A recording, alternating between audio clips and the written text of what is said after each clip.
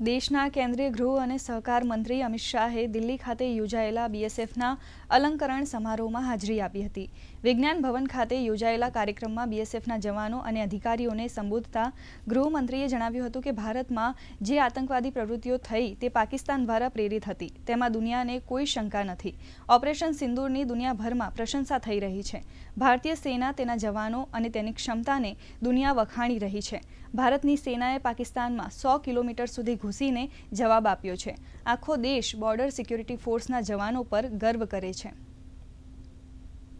65 की स्थापना के बाद 1971 के हम पर थोपे गए युद्ध में बीएसएफ के जवानों ने जो वीरता दिखाई, जो योगदान दिया, उसको ना भारत कभी भूल सकता है, ना कभी बांग्लादेश ने भूलना चाहिए।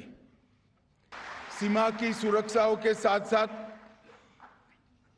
बीएसएफ ने आंतरिक सुरक्षा, आपदा प्रबंधन और आतंकवाद विरोधी अभियानों में भी बहुत अच्छे से हिस्सा भी लिया है और परिणामों को भी प्राप्त किया है।